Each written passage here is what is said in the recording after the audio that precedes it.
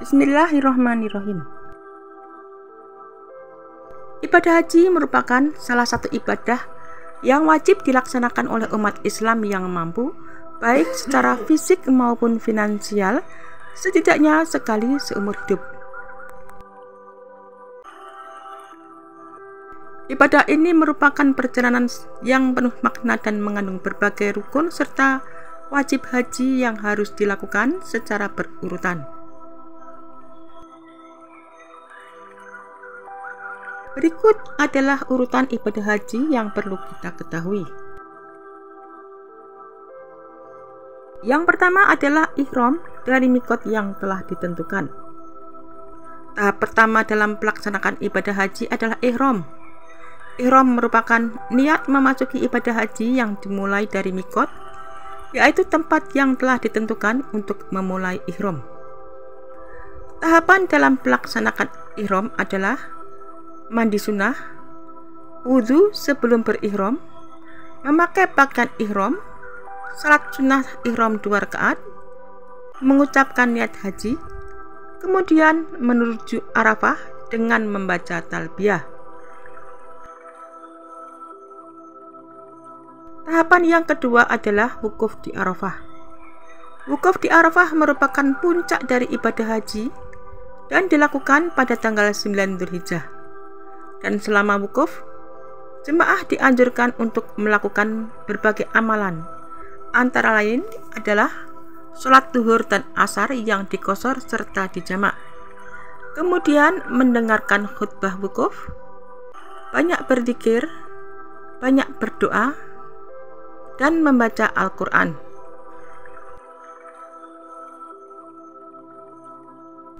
Tahapan yang ketiga adalah mabit di Musdalifah. Setelah wukuf di Arafah, jemaah bergerak menuju Musdalifah untuk mabit, yaitu bermalam di sana. Di Musdalifah, jemaah dianjurkan untuk mengumpulkan batu kerikil yang akan digunakan untuk melontar jamrah di Mina. Mabit di Musdalifah dilakukan hingga menjelang subuh. Dan pada malam tersebut, jemaah dianjurkan untuk beristirahat sejenak dan terus memperbanyak zikir serta berdoa. Tahapan yang keempat adalah melontar jumrah Aqabah. Pada tanggal 10 Dzulhijjah, jamaah akan bergerak menuju Mina untuk melontar jamrah Aqabah, yaitu salah satu dari 3 jamrah atau tiang batu yang ada di Mina. Jamaah melemparkan 7 batu kerikil ke arah jamrah Aqabah sebagai simbol melempar setan dan menolak godaan. Melontar jumrah ini merupakan bagian dari peringatan akan kisah Nabi Ibrahim yang menolak godaan setan. Tahapan yang ketiga adalah tahallul awal. Setelah melontar jumrah, jemaah melakukan tahallul awal, yaitu mencukur rambut atau memotong sebagian rambut sebagai tanda berakhirnya larangan ihram. Dalam tahallul ini, kita dapat melakukan hal-hal yang dilarang saat ihram, kecuali akad nikah, berjumpa dengan syahwat, dan jima. Kemudian tahapan yang keenam adalah tawaf ibadah. Tawaf ibadah dilakukan pada tanggal 10 Dzulhijjah setelah proses melontar jumrah dan tahallul awal. Tawaf ini merupakan salah satu rukun haji yang wajib dilakukan oleh setiap jamaah. Tawaf ibadah dilakukan di Masjidil Haram, Mekah, dengan cara mengelilingi Ka'bah sebanyak 7 kali. Kemudian urutan yang ketujuh adalah melakukan sa'i. Sa'i adalah salah satu rukun haji yang dilakukan setelah tawaf ibadah. Sa'i dilakukan dengan berlari-lari kecil 7 kali bolak-balik antara Bukit Safa dan Marwah yang terletak di dalam Masjidil Haram Mekah. Dan sebelum melakukan sa'i, pastikan bahwa kita dalam keadaan suci dan masih mengenakan pakaian ihram. Sa'i dimulai dari Bukit Safa dan berakhir di Bukit Marwah. Pelaksanaan sa'i dimulai dengan menghadap ke Ka'bah di Bukit Safa dan mengucapkan niat, kemudian berjalan menuju Bukit Marwah. Jarak antara Safa dan Marwah adalah sekitar 450 meter. Dan jamaah harus berjalan bolak-balik sebanyak 7 kali, yang dihitung dari Safa ke Marwah sebagai 1 kali, dan Marwah ke Safa sebagai 1 kali. Tahapan yang ke-8 adalah tahallul kedua. Setelah menyelesaikan sa'i, tahapan berikutnya adalah tahallul kedua, yang pada tahap ini jemaah haji telah menyelesaikan 3 ritual utama, yaitu melontar jumrah Aqabah, tawaf ifadah, dan sa'i. Dengan mencapai tahap tahallul kedua, jamaah haji telah bebas dari semua larangan ihram, termasuk berhubungan suami istri. Tahapan yang ke-9 adalah mabit di Mina. Setelah tahallul, jemaah kembali ke Mina untuk mabit atau bermalam selama beberapa hari. Selama mabit di Mina, jemaah melontar ketiga jamrah, yaitu jamrah ula, jamrah wusta, dan jamrah Aqabah. Setiap harinya dengan masing-masing 7 lemparan batu kerikil, dan melontar jamrah ini dilakukan selama 3 hari berturut-turut selama hari tasyrik, yaitu tanggal 11, 12, dan 13 Dzulhijjah. Kemudian tahapan yang ke-10 adalah tawaf wada. Tahap akhir dari ibadah haji adalah tawaf wada, yaitu tawaf perpisahan yang dilakukan di Masjidil Haram sebelum jamaah meninggalkan Mekah. Tawaf wada dilakukan dengan mengelilingi Ka'bah sebanyak 7 kali sebagai tanda perpisahan dan salam kepada Baitullah.